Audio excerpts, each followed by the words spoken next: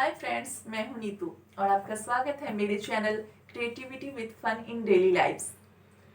Friends, मैं आज आपके साथ अपनी जर्नी शेयर करना चाहूँगी। अगर आपने मेरा पहला ब्लॉग देखा होगा तो आपको पता ही होगा कि मैं एक हाउसवाइफ हूँ और मेरे 2 बच्चे हैं।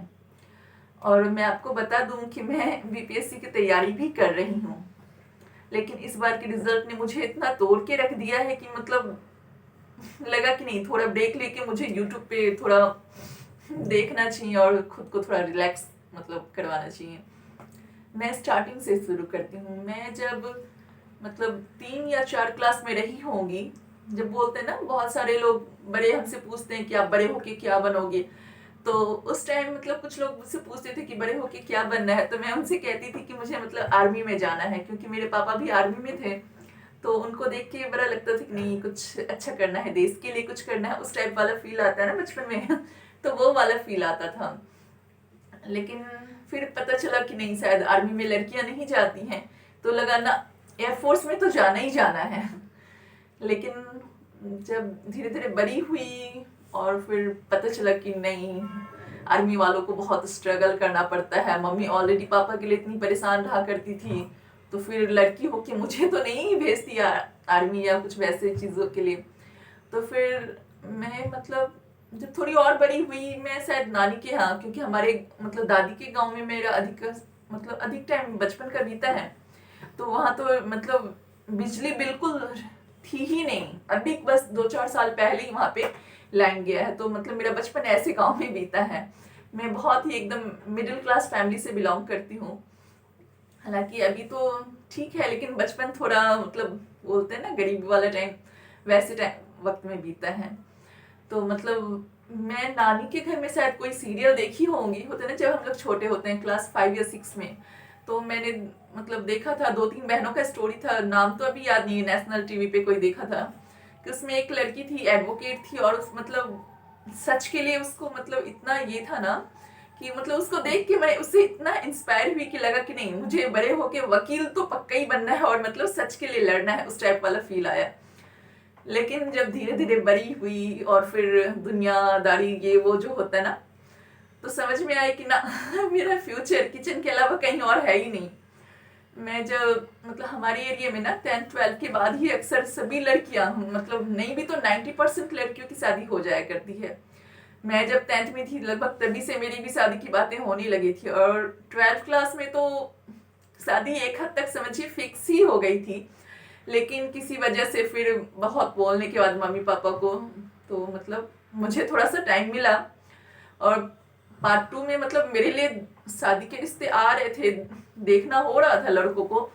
लेकिन लगभग पार्ट 2 में मेरी शादी हो ही गई थी। उस टाइम में मेरी शादी के समय में ग्रेजुएशन पार्ट 2 में थी। तो शादी के बाद मैंने मेरा ग्रेजुएशन तो कंप्लीट कर लिया, लेकिन मैं आगे ना तो पढ़ पाई, और जो भी सपना था वो सब यूं ही ऐसे ही बीत गया।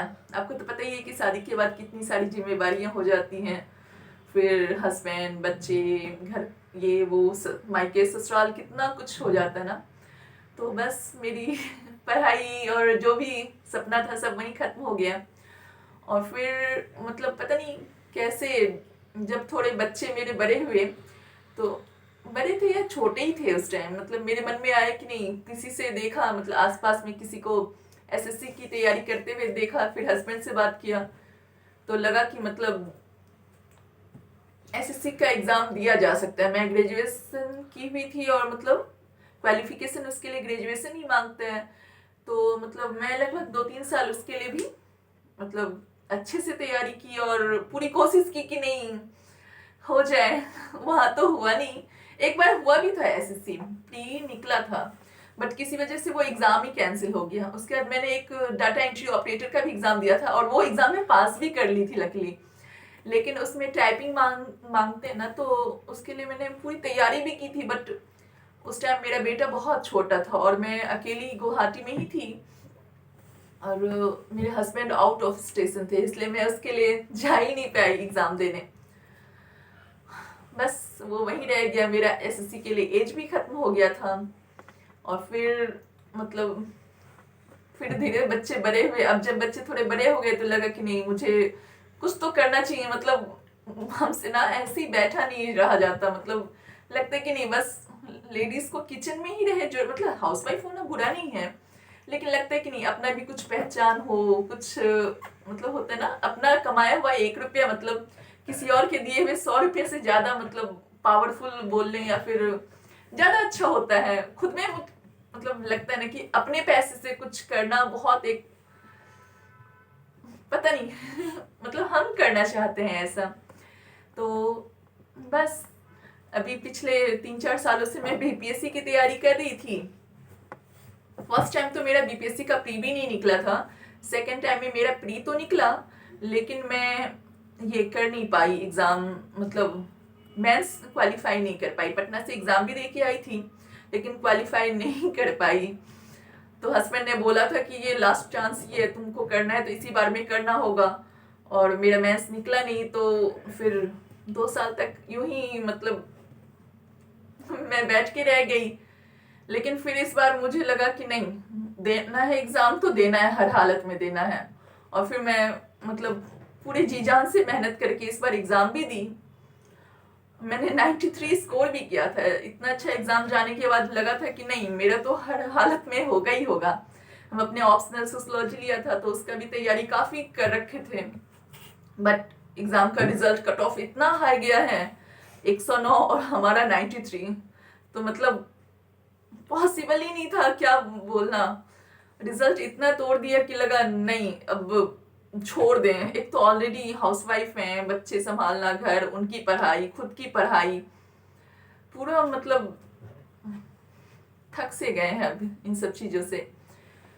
तो लगा कि नहीं अब यूट्यूब पे ही कुछ करके देखते हैं, जिससे कि हम अपनी फैमिली, बच्चों के साथ भी रह सकें। मतलब हम प्राइवेट जॉब के लिए भी आसपास ट्राई किए थे, लेकिन कभी वो मेरे बच्चों के टाइम टेबल से मैच नहीं कर पा रहा था, क्योंकि मैं यहाँ गुवाहाटी में रहती हूँ और अकेली ही रहती हूँ 2 बच्चों और हस्बैंड के साथ। हस्बैंड का अक्सर बाहर ही रहता है, आउट ऑफ स्टेशन रहते हैं, और ससुराल वाले सब अभी यहाँ नहीं हैं, सभी बिहार में हैं, मायके ससुराल। तो इस वजह से थोड़ी प्रॉब्लम होती है बच्चों को संभालना, जॉब, और फिर मतलब, और हम जॉब भी ऐसे करना चाहते हैं ना जिसमें हमको मेरे बच्चों और हस्बैंड से दूर ना रहना पड़े। मतलब सभी, किसी भी चीज का मजा तब है ना, परिवार शादी का मजा, अगर मतलब सभी साथ रहें, अच्छे से सुबह शाम साथ वक्त बिताएं तो अच्छा लगता है। अभी मेरी जॉब कहीं और हो जाएगी, मान ली बिहार में, हस्बैंड का कहीं और है, बच्चों का फ्यूचर क्या होगा, थोड़ा ये करके लगता है कि नहीं, कुछ ऐसा मतलब कम ही कमाओ, लेकिन ऐसा कमाओ ना कि पूरी फैमिली साथ रह सके, उसको ये कर सके। तो इस वजह से मैं 2 साल पहले भी अपना यूट्यूब पे एक चैनल बनाई थी, बट क्या हुआ था ना कि मतलब सुबह तो मैंने चैनल बनाया था, 1-2 ब्लॉग्स भी डाले थे, स्टडी रिलेटेड ही थे, बट शाम होते होते लगा कि नहीं, इस वजह से मेरी पढ़ाई डिस्टर्ब हो रही है, और उसको डिलीट कर दी कि ना, पूरा फोकस अपनी पढ़ाई पे ही करना है। और अभी जब सच में पढ़ाई से थक से गए हैं तो फिर से अपना चैनल स्टार्ट किए हैं।